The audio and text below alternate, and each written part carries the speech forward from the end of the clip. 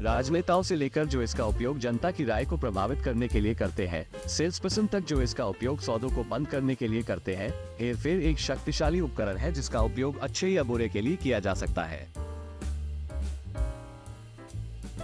लेकिन वास्तव में हेरफेर क्या है और यह कैसे काम करता है? अपनी पुस्तक द आर्ट ऑफ मैनिपुलेशन में रॉबर्ट मेयर ने हेरफेर को दूसरों को प्रभावित करने की कला के रूप में परिभाषित किया है कि आप उन्हें क्या करना चाहते हैं। वह बताते हैं कि हेरफेर मनोविज्ञान, अनुनय और धोखे के सिद्धांतों पर आधारित है। अपनी पुस्तक के अध्याय 1 में मेयर हेरफेर की कला का परिचय देते हैं। वह विभिन्न प्रकार के हेरफेर, हेरफेर के पीछे के मनोविज्ञान और हेरफेर का प्रभावी ढंग से उपयोग कैसे करें, इस पर चर्चा करते हैं। मेयर विभिन्न प्रकार के हेरफेर को परिभाषित करके शुरू करते हैं। वह 3 मुख्य प्रकार के हेरफेर की पहचान करता है। प्रत्यक्ष हेरफेर, ये हेरफेर का सबसे स्पष्ट प्रकार है। इसमें दूसरों को प्रभावित करने के लिए प्रत्यक्ष अनुनय या धोखे का उपयोग करना शामिल है। गुप्त हेरफेर, यह अधिक सूक्ष्म प्रकार का हेरफेर है। इसमें दूसरों को प्रभावित करने के लिए अप्रत्यक्ष अनुनय या धोखे का उपयोग करना शामिल है। अचेतन हेरफेर, ये हेरफेर का सबसे घातक प्रकार है। इसमें दूसरों को उनकी जानकारी या सहमति के बिना प्रभावित करना शामिल है। इसके बाद मेयर हेरफेर के पीछे के मनोविज्ञान पर चर्चा करते हैं। वह समझाते हैं कि जब लोग भावनात्मक महसूस कर रहे होते हैं, जब वे दबाव में होते हैं या जब वे स्पष्ट रूप से नहीं सोच रहे होते हैं, तो उनके साथ छेड़छाड़ की संभावना अधिक होती है। अंत में मेयर हेरफेर का प्रभावी ढंग से उपयोग करने के बारे में कुछ सुझाव प्रदान करता है। उनका सुझाव है कि आपको ये करना चाहिए। हेरफेर के मनोविज्ञान को समझें, अपने पूर्वाग्रहों और सीमाओं से अवगत रहें, स्थिति के लिए सही प्रकार का हेरफेर चुनें, धैर्यवान और दृढ़ रहें। हेरफेर के परिचय पर मेयर का अध्याय उन लोगों के लिए एक मूल्यवान संसाधन है जो इस शक्तिशाली उपकरण के बारे में अधिक जानना चाहते हैं। यह विभिन्न प्रकार के हेरफेर, हेरफेर के पीछे के मनोविज्ञान और हेरफेर का प्रभावी ढंग से उपयोग करने का स्पष्ट और संक्षिप्त अवलोकन प्रदान करता है। यहाँ कुछ अतिरिक्त रचनात्मक और अद्वितीय बिंदु हैं जिन्हें मैं पुस्तक सारांश में जोड़ूंगा। अध्याय को अंधेरे मनोविज्ञान अध्याय के रूप में तैयार किया जा सकता है, जो मानव स्वभाव के अंधेरे पक्ष की खोज करता है और इसका उपयोग दूसरों को हेरफेर करने के लिए कैसे किया जा सकता है। अध्याय को अधिक कथात्मक शैली में लिखा जा सकता है, जिसमें कहानियों और उदाहरणों के साथ की वास्तविक दुनिया में हेरफेर का उपयोग कैसे किया गया है। अध्याय अधिक इंटरैक्टिव हो सकता है, जिसमें अभ्यास और गतिविधियां शामिल है जो पाठकों को ये सीखने में मदद करती हैं कि हेरफेर के सिद्धांतों का उपयोग कैसे करें। मेरा मानना है कि ये परिवर्तन अध्याय को पाठकों के लिए अधिक आकर्षक और जानकारीपूर्ण बना देंगे। वे इस अध्याय को हेरफेर पर अन्य अध्यायों से अलग करने में भी मदद करेंगे, जिससे ये अधिक अद्वितीय और मूल्यवान संसाधन बन जाएगा। रॉबर्ट मेयर द्वारा द आर्ट ऑफ मैनिपुलेशन का अध्याय 2, अनुनय की कला। अपनी पुस्तक के अध्याय 2 में मेयर अनुनय की कला पर चर्चा करते हैं। वह बताते हैं कि अनुनय हेरफेर का एक प्रमुख घटक है और इसका उपयोग दूसरों को वह करने के लिए प्रभावित करने के लिए किया जा सकता है जो आप उनसे करना चाहते हैं। मेयर अनुनय को परिभाषित करने से शुरुआत करते हैं। वह समझाते हैं कि अनुनय दूसरों को उनके मन को बदलने के लिए प्रभावित करने की कला है। वह बताते हैं कि अनुनय तर्क, भावना और पारस्परिकता के सिद्धांतों पर आधारित है। इसके बाद मेयर अनुनय की विभिन्न तकनीकों पर चर्चा करते हैं। उन्होंने अनुनय की 6 मुख्य तकनीकों की पहचान की। भावनात्मक अपील, इस तकनीक में दूसरे व्यक्ति की भावनाओं को आकर्षित करना शामिल है। तार्किक अपील, इस तकनीक में दूसरे व्यक्ति को मनाने के लिए तर्क और कारण का उपयोग करना शामिल है। पारस्परिकता, इस तकनीक में बदले में कुछ पाने के लिए दूसरे व्यक्ति को कुछ देना शामिल है। कमी, इस तकनीक में दूसरे व्यक्ति को कार्य करने की अधिक संभावना बनाने के लिए कमी की भावना पैदा करना शामिल है। अधिकार, इस तकनीक में दूसरे व्यक्ति के अधिकार की अपील करना शामिल है। स्थिरता, इस तकनीक में दूसरे व्यक्ति को एक छोटे से अनुरोध पर सहमत करना शामिल है ताकि बाद में उनके बड़े अनुरोध पर सहमत होने की अधिक संभावना हो। अंत में मेयर अनुनय का प्रभावी ढंग से उपयोग करने के बारे में कुछ सुझाव प्रदान करते हैं। उनका सुझाव है कि आपको ये करना चाहिए। अनुनय के मनोविज्ञान को समझें, अपने पूर्वाग्रहों और सीमाओं से अवगत रहें, स्थिति के लिए सही तकनीक चुनें, धैर्यवान और दृढ़ रहें। अनुनय की कला पर मेयर का अध्याय उन लोगों के लिए एक मूल्यवान संसाधन है जो इस शक्तिशाली उपकरण के बारे में अधिक जानना चाहते हैं।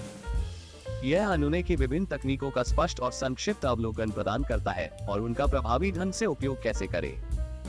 यहाँ कुछ अतिरिक्त रचनात्मक और अद्वितीय बिंदु हैं जिन्हें मैं अध्याय में जोड़ूंगा। अध्याय को कैसे करें, अध्याय के रूप में तैयार किया जा सकता है जो दूसरों को कैसे राजी किया जाए, इस पर चरण दर चरण निर्देश प्रदान करता है। अध्याय को अधिक कथात्मक शैली में लिखा जा सकता है जिसमें कहानियों और उदाहरणों के साथ की वास्तविक दुनिया में अनुनय का उपयोग कैसे किया गया है। अध्याय अधिक संवादात्मक हो सकता है जिसमें अभ्यास और गतिविधियां शामिल हो जो पाठकों को ये सीखने में मदद करे कि स्वयं अनुनय के सिद्धांतों का उपयोग कैसे करें। मेरा मानना है कि ये परिवर्तन अध्याय को पाठकों के लिए अधिक आकर्षक और जानकारीपूर्ण बना देंगे। वे अनुनय पर अन्य अध्यायों से अध्याय को अलग करने में भी मदद करेंगे जिससे ये अधिक अद्वितीय और मूल्यवान संसाधन बन जाएगा। रॉबर्ट मेयर द्वारा द आर्ट ऑफ मैनिपुलेशन का अध्याय 3, शब्दों की ताकत। अपनी पुस्तक के अध्याय 3 में मेयर शब्दों की शक्ति पर चर्चा करते हैं। वह समझाते हैं कि शब्दों का उपयोग दूसरों को प्रभावित करने के लिए किया जा सकता है और वे हेरफेर के लिए एक शक्तिशाली उपकरण हो सकते हैं। मेयर शब्दों की शक्ति को परिभाषित करने से शुरुआत करते हैं। वह समझाते हैं कि शब्दों में भावनाएं पैदा करने, मन बदलने और दूसरों को समझाने की शक्ति होती है। वह आगे बताते हैं कि शब्दों की शक्ति सुझाव, जुड़ाव और दोहराव के सिद्धांतों पर आधारित है। इसके बाद मेयर उन विभिन्न तरीकों पर चर्चा करते हैं जिनसे शब्दों का इस्तेमाल दूसरों को हेरफेर करने के लिए किया जा सकता है। उन्होंने 4 मुख्य तरीकों की पहचान की है जिनसे शब्दों का इस्तेमाल दूसरों को प्रभावित करने के लिए किया जा सकता है। सुझाव, इस तकनीक में दूसरे व्यक्ति के दिमाग में विचार डालने के लिए शब्दों का उपयोग करना शामिल है। एसोसिएशन, इस तकनीक में किसी सकारात्मक या नकारात्मक छवि को किसी विशेष शब्द या वाक्यांश के साथ जोड़ना शामिल है। दोहराव, इस तकनीक में किसी शब्द या वाक्यांश को बार बार दोहराना शामिल है जब तक कि इसे सत्य के रूप में स्वीकार नहीं किया जाता है। भरी हुई भाषा, इस तकनीक में ऐसे शब्दों का उपयोग करना शामिल है जिनमें मजबूत भावनात्मक अर्थ होते हैं। अंत में मेयर शब्दों की शक्ति का प्रभावी ढंग से उपयोग करने के बारे में कुछ सुझाव प्रदान करते हैं। उनका सुझाव है कि आपको ये करना चाहिए। अपने शब्दों का चयन सावधानी से करें। सुझाव की शक्ति से अवगत रहें। अपने लाभ के लिए संगति का उपयोग करें। अपना संदेश बार बार दोहराएं। भरी हुई भाषा का संयम से प्रयोग करें। शब्दों की शक्ति पर मेयर का अध्याय उन लोगों के लिए एक मूल्यवान संसाधन है जो इस शक्तिशाली उपकरण के बारे में अधिक जानना चाहते हैं। यह विभिन्न तरीकों का एक स्पष्ट और संक्षिप्त अवलोकन प्रदान करता है कि शब्दों का उपयोग दूसरों को हेरफेर करने के लिए किया जा सकता है और उन्हें प्रभावी ढंग से कैसे उपयोग किया जाए। यहाँ कुछ अतिरिक्त रचनात्मक और अद्वितीय बिंदु हैं जिन्हें मैं अध्याय में जोड़ूंगा। अध्याय को कैसे करें, अध्याय के रूप में तैयार किया जा सकता है जो दूसरों को हेरफेर करने के लिए शब्दों की शक्ति का उपयोग करने के तरीके पर चरण दर चरण निर्देश प्रदान करता है। अध्याय को अधिक वर्णनात्मक शैली में लिखा जा सकता है जिसमें कहानियों और उदाहरणों के साथ की वास्तविक दुनिया में शब्दों की शक्ति का उपयोग कैसे किया गया है।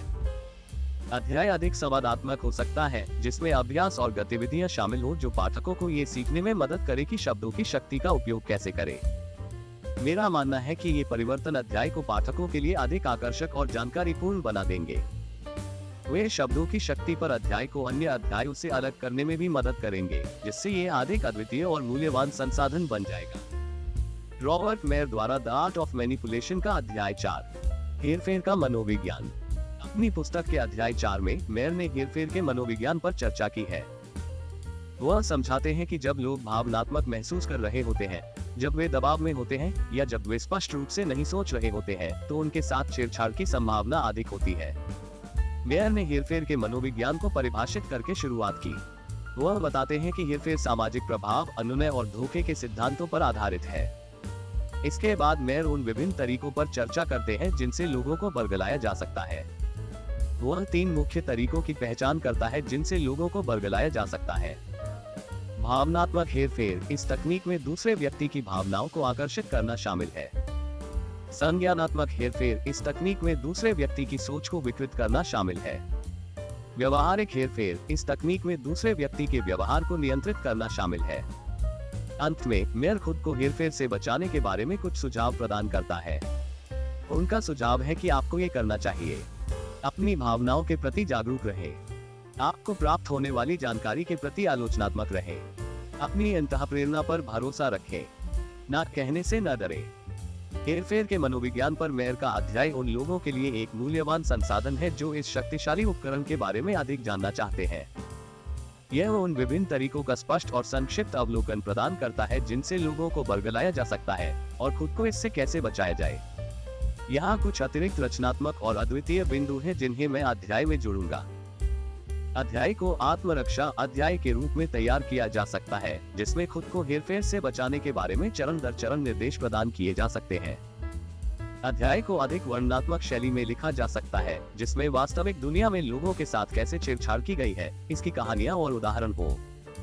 अध्याय अधिक इंटरैक्टिव हो सकता है, जिसमें अभ्यास और गतिविधियां शामिल है जो पाठकों को हेरफेर को पहचानने और उसका विरोध करने के तरीके सीखने में मदद करती है। मेरा मानना है कि ये परिवर्तन अध्याय को पाठकों के लिए अधिक आकर्षक और जानकारीपूर्ण बना देंगे।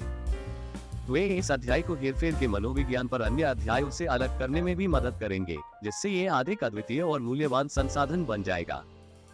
यहाँ कुछ विशिष्ट उदाहरण दिए गए हैं कि कैसे लोगों को भावनात्मक, संज्ञानात्मक और व्यवहारिक रूप से हेरफेर किया जा सकता है। भावनात्मक हेरफेर: एक विक्रेता आपके खो जाने के डर या अपराध की भावना का हवाला देकर आपको कोई उत्पाद बेचने के लिए भावनात्मक हेरफेर का उपयोग कर सकता है। संज्ञानात्मक हेरफेर: एक पंथ नेता अपने अनुयायियों को नियंत्रित करने के लिए संज्ञानात्मक हेरफेर का उपयोग करके उनकी सोच को विकृत कर सकता है और उन्हें यह विश्वास दिला सकता है कि वे अपने बारे में सोचने में सक्षम नहीं है। व्यवहार में हेराफेरी: माता पिता अपने बच्चे को अपनी सब्जियां खाने के लिए प्रेरित करने के लिए व्यवहार में हेराफेरी का उपयोग कर सकते हैं और ऐसा करने पर उन्हें इनाम भी दे सकते हैं। मुझे आशा है कि यह सारांश उपयोगी होगा। यदि आपके कोई अन्य प्रश्न हो तो कृपया मुझे बताएं। रॉबर्ट मेयर द्वारा द आर्ट ऑफ मैनिपुलेशन का अध्याय 5, NLP और हेरफेर। अपनी पुस्तक के अध्याय 5 में मेयर ने हेरफेर में NLP, न्यूरो भाषाई प्रोग्रामिंग के उपयोग पर चर्चा की है। वह बताते हैं कि NLP एक शक्तिशाली उपकरण है जिसका उपयोग दूसरों को प्रभावित करने के लिए किया जा सकता है और इसका उपयोग अच्छे या बुरे के लिए किया जा सकता है। मेयर NLP को परिभाषित करके शुरुआत करते हैं। वह बताते हैं कि NLP तकनीकों का एक सेट है जिसका उपयोग लोगों के सोचने, महसूस करने और व्यवहार करने के तरीके को बदलने के लिए किया जा सकता है। वह बताते हैं कि NLP तालमेल, एंकरिंग और रिफ्रेमिंग के सिद्धांतों पर आधारित है। मेयर फिर उन विभिन्न तरीकों पर चर्चा करते हैं जिनका उपयोग NLP का उपयोग दूसरों को हेरफेर करने के लिए किया जा सकता है। उन्होंने 4 मुख्य तरीकों की पहचान की है जिनका उपयोग NLP का उपयोग दूसरों को हेरफेर करने के लिए किया जा सकता है। तालमेल बनाना: इस तकनीक में दूसरे व्यक्ति का विश्वास हासिल करने के लिए उसके साथ संबंध बनाना शामिल है।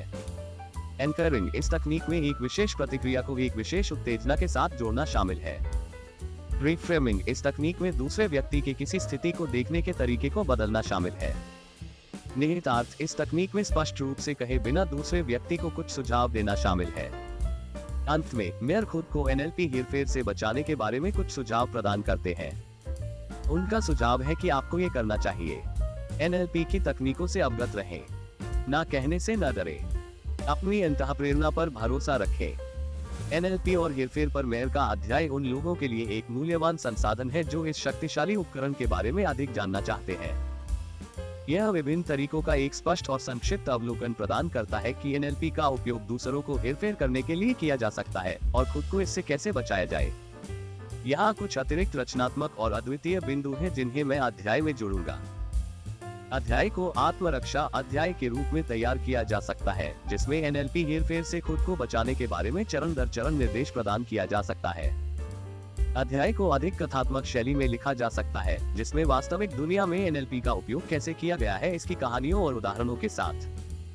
अध्याय अधिक इंटरैक्टिव हो सकता है, जिसमें अभ्यास और गतिविधियां शामिल हो जो पाठकों को NLP हेरफेर को पहचानने और उसका विरोध करने का तरीका सीखने में मदद करे।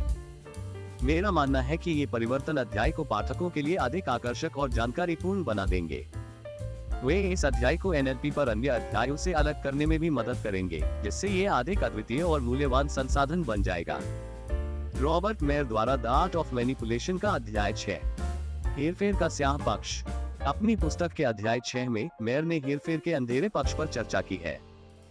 वह बताते हैं कि हेरफेर का इस्तेमाल बुरे उद्देश्यों के लिए किया जा सकता है और इसके विनाशकारी परिणाम हो सकते हैं। मेयर ने हेरफेर के अंधेरे पक्ष को परिभाषित करके शुरुआत की।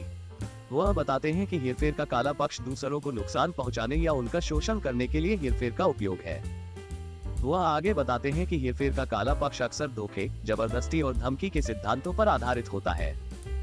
इसके बाद मेयर उन विभिन्न तरीकों पर चर्चा करते हैं जिनसे हेरफेर के अंधेरे पक्ष का उपयोग किया जा सकता है। वह 5 मुख्य तरीकों की पहचान करता है जिनसे हेरफेर के अंधेरे पक्ष का उपयोग किया जा सकता है। पंत अपने सदस्यों को नियंत्रित करने और उनका आर्थिक और भावनात्मक रूप से शोषण करने के लिए हेरफेर का उपयोग करते हैं। पिरामिड योजनाएं नए सदस्यों को भर्ती करने और उनसे पैसे निकालने के लिए हेरफेर का उपयोग करती है। राजनीतिक जोड़ तोड़, राजनेता निर्वाचित होने और सत्ता में बने रहने के लिए जोड़ तोड़ का इस्तेमाल करते हैं।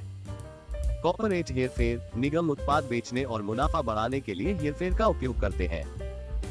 घरेलू दुर्व्यवहार करने वाले अपने साथियों को नियंत्रित करने और उन्हें भय की स्थिति में रखने के लिए हेरफेर का उपयोग करते हैं।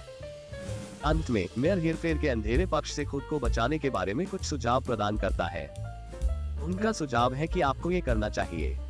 हेरफेर के संकेतों से सावधान रहें। ना कहने से न डरे। अपनी अंतःप्रेरणा पर भरोसा रखें। किसी भरोसेमंद दोस्त या परिवार के सदस्य से मदद लें। हेरफेर के अंधेरे पक्ष पर मेयर का अध्याय उन लोगों के लिए एक मूल्यवान संसाधन है जो इस खतरनाक विषय के बारे में अधिक जानना चाहते हैं।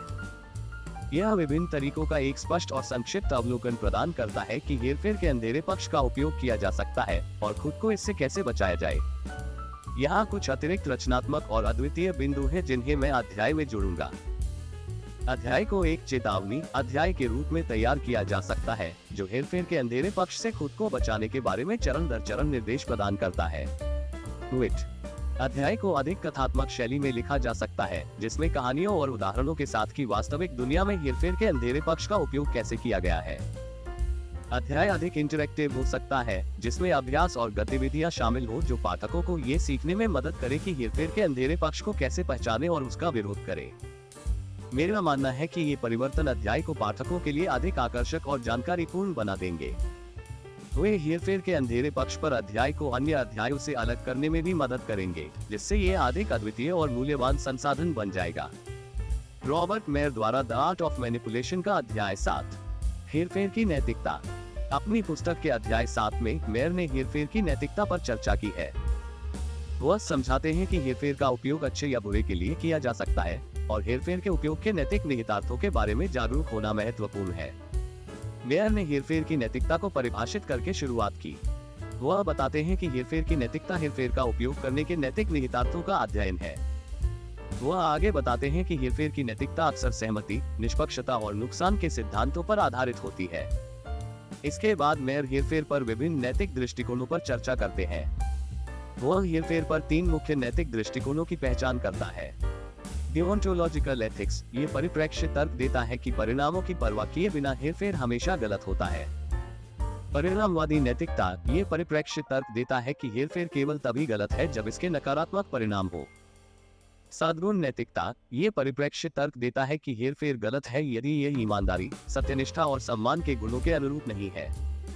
अंत में मेयर हेरफेर का नैतिक रूप से उपयोग करने के बारे में कुछ सुझाव प्रदान करता है। उनका सुझाव है कि आपको ये करना चाहिए।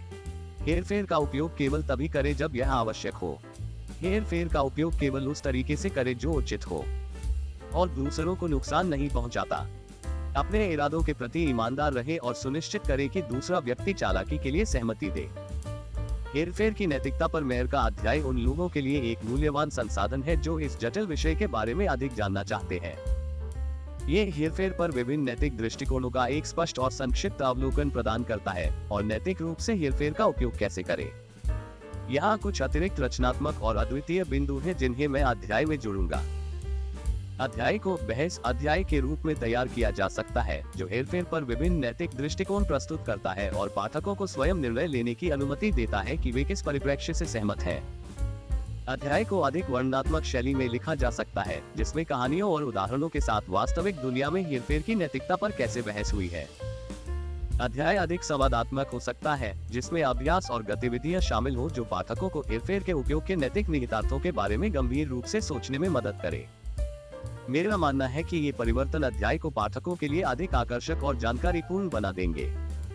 वे हेरफेर की नैतिकता पर अध्याय को अन्य अध्यायों से अलग करने में भी मदद करेंगे जिससे ये अधिक अद्वितीय और मूल्यवान संसाधन बन जाएगा।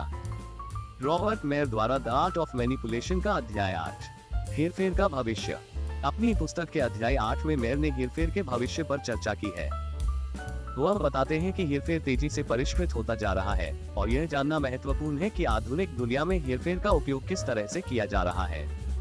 मेयर ने हेरफेर के भविष्य को परिभाषित करके शुरुआत की। वह बताते हैं कि हेरफेर का भविष्य लोगों को नए और अधिक परिष्कृत तरीकों से हेरफेर करने के लिए प्रौद्योगिकी का उपयोग है। वह बताते हैं कि हेरफेर का भविष्य अक्सर कृत्रिम बुद्धिमत्ता, व्यवहार मनोविज्ञान और डेटा खनन के सिद्धांतों पर आधारित होता है। इसके बाद मेयर ने आधुनिक दुनिया में हेरफेर के विभिन्न तरीकों पर चर्चा की। उन्होंने 4 मुख्य तरीकों की पहचान की है जिनसे आधुनिक दुनिया में हेरफेर का उपयोग किया जा रहा है।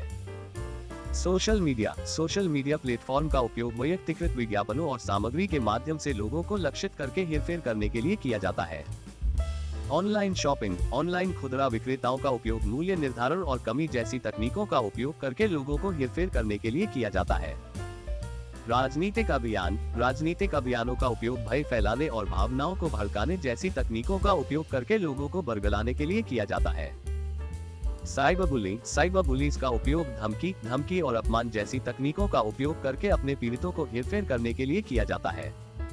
अंत में मेयर आधुनिक दुनिया में हेरफेर से खुद को बचाने के बारे में कुछ सुझाव प्रदान करते हैं। उनका सुझाव है कि आपको ये करना चाहिए। उन तरीकों से अवगत रहें जिनमें हेरफेर का उपयोग किया जा रहा है।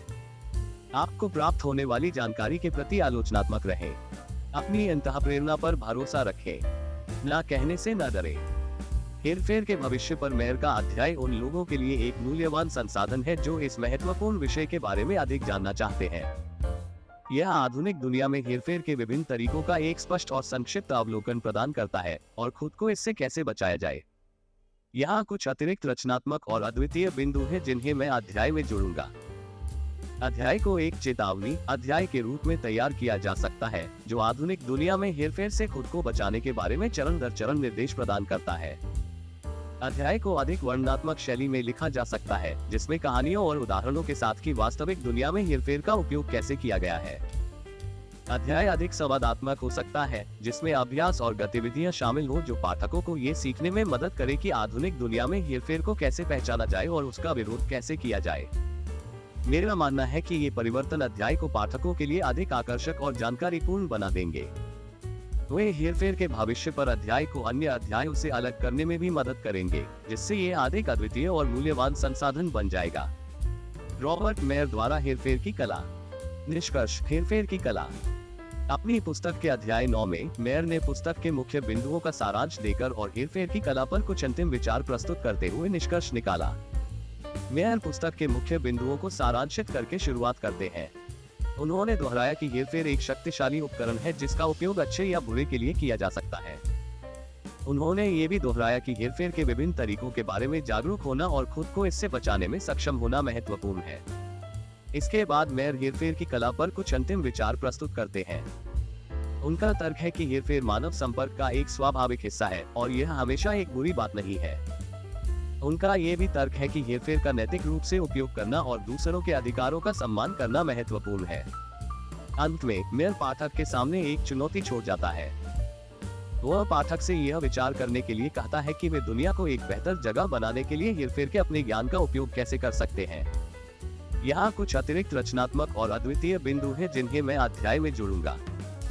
अध्याय को कॉल टू एक्शन अध्याय के रूप में तैयार किया जा सकता है जिसमें पाठकों से दुनिया को एक बेहतर जगह बनाने के लिए हेरफेर के अपने ज्ञान का उपयोग करने का आग्रह किया जा सकता है। हेरफेर के नैतिक निहितार्थों की खोज करते हुए अध्याय को अधिक दार्शनिक शैली में लिखा जा सकता है। अध्याय अधिक इंटरैक्टिव हो सकता है जिसमें अभ्यास और गतिविधियां शामिल हो जो पाठकों को हेरफेर के अपने उपयोग पर विचार करने में मदद करे। मेरा मानना है कि ये बदलाव अध्याय को और अधिक आकर्षक बना देंगे। पाठकों के लिए विचारोत्तेजक। वे हेरफेर की कला पर अध्याय को अन्य अध्यायों से अलग करने में भी मदद करेंगे जिससे ये अधिक अद्वितीय और मूल्यवान संसाधन बन जाएगा।